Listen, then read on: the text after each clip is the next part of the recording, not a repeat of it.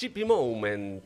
Se extrañó el Chippy Moment, ¿eh? Extrañamos, no teníamos, decíamos, hacemos No. Jesse Moment. No, ¿sabés qué dijimos? Nosotros el lunes pasado éramos como Pancho Olivera cuando, Es cuando verdad, cuando querés ver falta a Pagni y te dicen y aparece no. Pancho Olivera y dice, he sido engañado. Sí. Bueno, Chippy, ¿qué nos traes para hoy?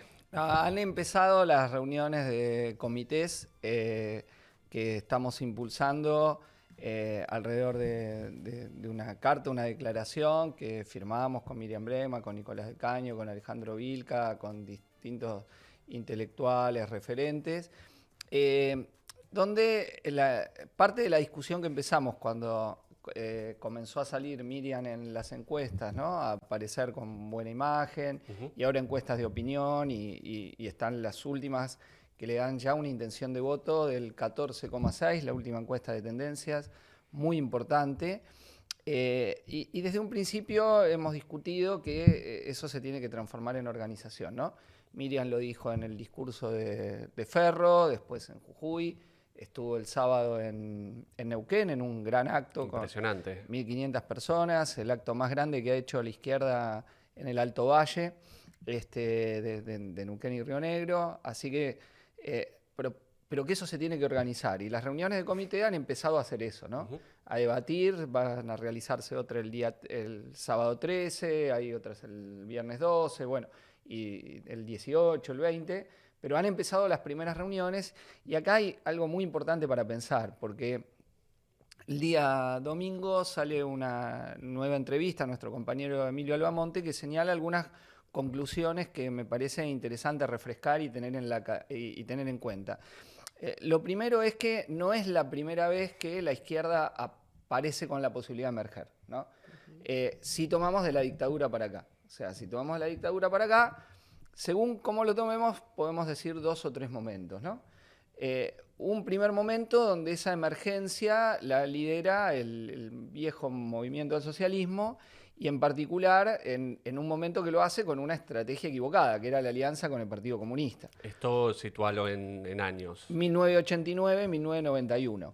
¿No? Es un momento donde crecen, donde frente al momento antes de la consolidación de Menem, momento 89-91, Crisis digamos, del alfonsinismo. la crisis del alfonsinismo y el momento inmediato, el primer momento de Menem, que es muy turbulento, donde tiene de hecho otra oleada hiperinflacionaria. Claro. El MAS, que en el 85 había hecho por primera vez un frente con el Partido Comunista, el Frente del Pueblo, el FREPU, que en el 87 había roto esa alianza porque el Partido Comunista, cuando es el levantamiento carapintada de Semana Santa, firma el acta de confirmación de consolidación democrática que instaura el principio de la obediencia debida, que Alfonsín después transforma en ley. Entonces, frente a eso, el MAS y el PO en ese momento se retiran de la plaza cuando vuelve Alfonsín a anunciar el Felices Pascua. Y entonces ahí había habido como 2 plazas, una plaza para querer enfrentar a los golpistas y una plaza después que era la celebración de la capitulación a los golpistas, ¿no? Entonces el MAS se retira ahí, gana prestigio y denuncia la política del Partido Comunista y rompe el Frente del Pueblo. Después se da nuestra salida del MAS, la fundación del PTS, y el MAS, y en parte decíamos, miren que van de vuelta, están pensando una alianza con el Partido Comunista, y van de hecho a la alianza con el Partido Comunista y ocupan un espacio político, pierde la interna el MAS con el PC, una interna que se hace entre Zamora, que encabeza la lista del MAS, y Néstor Vicente, la del Partido Comunista, pero el MAS gana en la provincia de Buenos Aires la interna, entonces Zamora sale diputado nacional, Silvia Díaz diputada provincial, un concejal Luis Cuello en la ciudad de Rosario, y después, ante la crisis de Menem, el MAS crece, pero, insisto, con un programa democratizante como el que tenía Izquierda Unida, no un programa de independencia de clase, claramente, de izquierda en general, pero insisto, democratizante, lo que llamaríamos frente populista, ¿no? o coqueteando con el frente populismo, y una perspectiva frente a lo que empezaba, que eran las movilizaciones en Europa del Este y en la Unión Soviética, totalmente facilista, ¿no? De que esas iban a ser movilizaciones que iban a voltear a la burocracia, que aunque no tuvieran una dirección de izquierda, iban por sí mismas, iban a tener un resultado progresivo. Y la realidad es que eso no sea así, y a la vez que en la intervención en los fenómenos de lucha contra el menemismo, el MAS actúa muy mal. Sobre todo hay una huelga que es emblemática, que es la huelga telefónica, 20 y pico de días de huelga, y la conducción del sindicato de FOETRA llama una asamblea en la cancha de Atlanta con la Iglesia Católica bendiciendo la rendición, la traición, y a pesar que decían que tenía cientos de militantes, habían hecho un congreso un poquito antes y daban eso, en la huelga no hablan, no son alternativa al levantamiento de la huelga, bueno, y eso abre una crisis muy grande, ¿no? Y bueno, y ahí empieza la pendiente hacia abajo.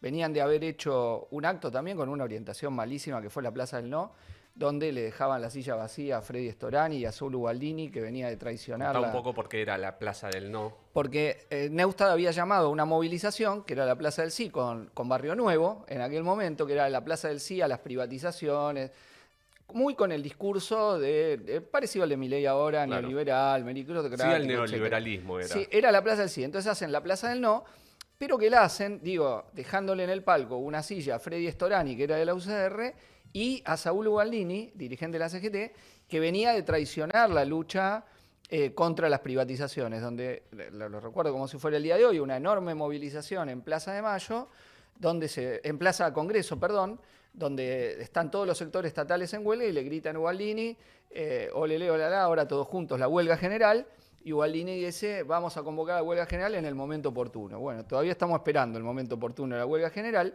y después de ese hecho, que fue una enorme traición de la CGT ubaldinista a la lucha contra las privatizaciones, pues fueron dejando cada lucha separada por sí misma, le ponen una silla vacía diciendo queremos la Plaza del No estar con Ubaldini, ¿no? Entonces, aparte de esto, digo, en esas luchas concretas, bueno, tienen una intervención que es lejos de lo que tendría que haber sido, y bueno, y ahí empieza la debacle, la caída, el estallido posterior del MAS, la división entre un O sea, sector. que fue muy determinante no haber dado una pelea No haber dado contra lo las que correspondía. privatizaciones.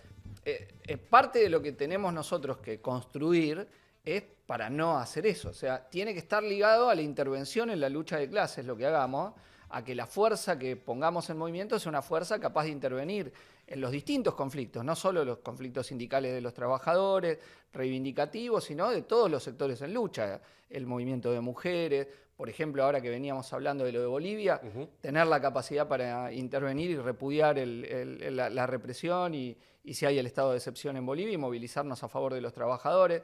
O sea, tiene que estar en función de la intervención en la lucha real de los trabajadores, no solamente de hacer un movimiento para participar en una eventual campaña electoral más adelante, ¿no? Sino ligado a la posibilidad de intervenir y pesar en la lucha de clase. Entonces, eso es lo primero que es muy importante, que al menos nosotros queremos transmitir y discutir con todo en los comités. Que cuando estamos discutiendo es un partido con esa capacidad, que no tuvo el MAS en ese momento y que en parte explica su crisis posterior, ¿no? Por la cual gente que militaba en esa época, bueno, perdió militantes, bueno, entró en una crisis. Pero insisto, es la orientación estratégica, la falta de independencia de clase, una visión equivocada de la situación internacional y una estrategia errada para intervenir, y después una mala intervención en las luchas, ¿no? Claro, o sea, los comités de hoy serían para pensar no solo de deliberación, sino de intervención hoy concreta para enfrentar a Milei. Con capacidad de intervenir en la lucha contra Milei, ¿no? Y de poder pesar, de poder ver cómo esa simpatía la hacemos pesar en la lucha de clases, que ya es un factor, porque el reconocimiento político es un estado de la relación de fuerza, pero se tiene que transformar en fuerza material en la acción, ¿no? Entonces, ese me parece que es un tema importante. Después tenemos otra experiencia de otro tipo, porque fue la experiencia donde también está Luis Zamora como referente, pero es en el caso de autodeterminación y libertad, que canalizaba toda una tendencia que va a predominar en la izquierda a partir del zapatismo, que va a ser la tendencia al autonomismo, cambiar el mundo sin tomar el poder, caminamos preguntando, donde la idea de partido es una idea que está en baja, y la idea de que el movimiento autoorganizado en sí mismo es suficiente para dar vuelta a la cosa. Y la rebelión argentina del 2001 pareció tomar esa forma, ¿no? La rebelión, la fuerte espontaneidad, etc. Pero la realidad es que se vieron los límites de eso muy rápidamente. También fue, aunque estaba más ligado como fenómeno electoral a la ciudad de Buenos Aires, porque autodeterminación y libertad no fue un fenómeno nacional, pero se vio los límites de eso. Entonces, nosotros dentro de la izquierda somos una corriente, el PTS, fanática de la autoorganización.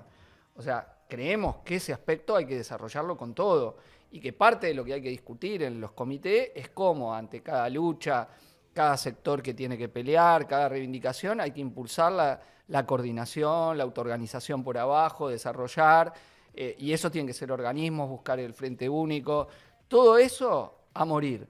Pero que si no hay una dirección clara, un partido que puede intervenir ahí para darle un sentido, también eso se desarma. Entonces, esa combinación es muy importante para tener, o sea, impulsar los frentes únicos para la lucha y que los compañeros que vienen a los comités piensen en cada zona, bueno, qué luchas se nos plantean acá, qué cosas hay que hacer. Por ejemplo, decía, si hay la represión de Bolivia, qué tipo de bloque podemos armar para movilizarnos en favor del pueblo boliviano contra la represión de Rodrigo Paz, y a la vez la discusión de la necesidad de un partido, ¿no? Sin un partido que golpee juntos en los gremios, en el movimiento estudiantil, en el movimiento de mujeres, con una estrategia común, bueno, no hay posibilidad de que esa lucha triunfe hasta el final y derrote a la clase dominante. Esa es la tarea, la gran tarea estratégica que tenemos.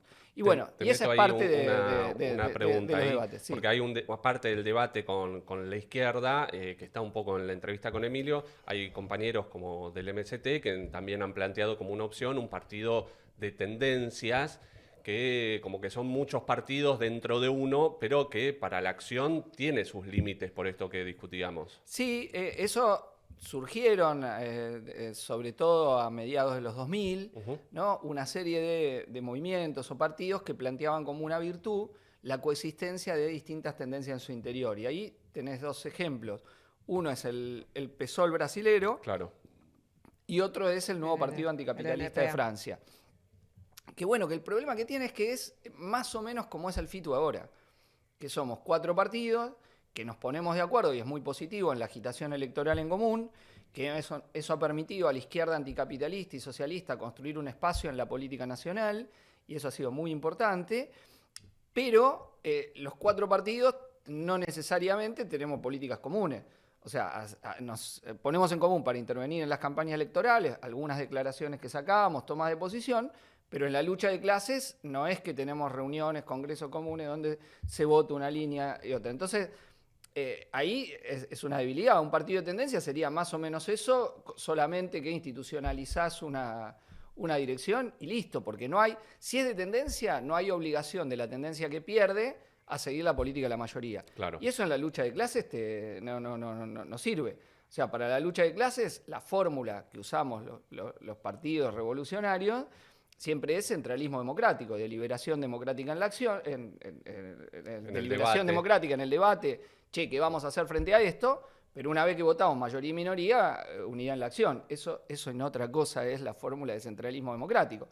O sea, lo democrático te permite la libre deliberación, porque, a ver, frente a un tema podemos tener matices, distintas posiciones, che, nos parece que esto conviene hacer, que esto no conviene hacer, levantar tales consignas, pero cuando nos ponemos de acuerdo y la mayoría triunfa, se impone. Entonces, hay una discusión ahí del tipo de partido que queremos hacer. Un partido de tendencia para la intervención en la lucha de clases es complejo. Suponete si uno dice hay que levantar la huelga y otro hay que seguir la huelga. Y entonces, claro, ¿qué votamos? Una tendencia del partido se va a la huelga y otra sigue. Eso, ejemplo, en el conflicto de FATE, por ejemplo, se expresó. Bueno, ahí tenemos diferencias en las intervenciones concretas. Pero digo, o fíjate la huelga telefónica, si uno quería intervenir, entonces, ¿cómo haces? O sea, hasta la forma de procesar los errores es teniendo centralismo democrático. Entonces, ¿hacia dónde? Entonces, hay un debate ahí, es lógico. El Frente de Izquierda siempre tiene debates cuando hay puntos y vemos en qué podemos tener de acuerdo y no. Otros compañeros tienen otra orientación, es muy lícita la que tienen. Nosotros del PTS creemos que esta es la mejor manera, lo que estamos pensando hoy, de cómo aprovechar el fenómeno, hay que ver hasta dónde da. Tenemos el desafío de hacerlo activo. No es fácil, no digo que ya pero sí hay una posibilidad política que creemos que tenemos que aprovechar hasta el final para ver si puede emerger lo que llamamos un partido de la nueva clase trabajadora en Argentina con un programa para el cual hemos editado del PTS un manifiesto mirá que tengo acá, para poner a discutir con las compañeras y compañeros que van a los comités, para debatirlo y ver cuál es el programa por el que planteamos luchar, ¿no? No simplemente una idea difusa, sino un programa claro de qué es lo que nos proponemos hacer para sacar a la Argentina del desastre en el que está, ¿no? Y mientras, además está bueno porque para impulsar los debates en la izquierda, la propuesta de hacer foros, debates sobre todos estos puntos que preguntan muchos de los compañeros y compañeras que vienen, puede servir. Muy importante, deliberar y ver si nos vamos convenciendo, ¿no? Y mientras tanto, bueno, saben que ya anunciamos el lunes pasado, empezaron a funcionar varios comités. En La Izquierda Diario van a encontrar todos los lugares, el que le quede más cercano en su ciudad, en su provincia, porque la semana que viene, el fin de semana, van a continuar, así que si no participaron este fin de semana, busquen su lugar cercano para poder participar. Porque es muy importante, sin esa fuerza militante, las transformaciones por las que luchamos no las vamos a poder implementar. No crean que la burguesía va a decir, sí, me convencieron. No, ganaste. Expropiame. Felicitaciones, aplauso, medalla. Ahora se pusieron re loquitos los de la derecha a diario de nuevo, porque Miriam dijo en Neuquén que nosotros, si el petróleo y todo el sistema hidrocarburífero estuviese bajo gestión de los trabajadores, le daríamos a Cuba el petróleo que necesita para no ser ahogada económicamente. Es un verdadero crimen de guerra que está cometiendo el gobierno norteamericano con el disciplinamiento de todos los gobiernos aún de centroizquierda. Sí, de Lula y de Sheinbaum, que tienen Petrobras. Y ni hablar de Elcy Rodríguez, que le dejó de mandar el petróleo a Cuba desde Venezuela y está colaborando con el AO y el reforzamiento del bloqueo criminal. Y se pusieron re loquitos con eso. Bueno, sí, haríamos eso. No nos disciplinaríamos a Donald Trump y auxiliaríamos un pueblo que lo está necesitando, eso desde ya. Bueno, ya que hablabas de la derecha diario, ahí volvemos a insistir que nos ayuden a compartir y a difundir, a poner like. Hay casi 300 conectados, pero tenemos la mitad de los likes, son vagos y no quieren que la derecha diario, no pueden ser además menos militantes que los de la derecha diario. Se copiaron porque la izquierda diario es antes, ¿no? Un poquito de amor por el zurdaje. Bueno,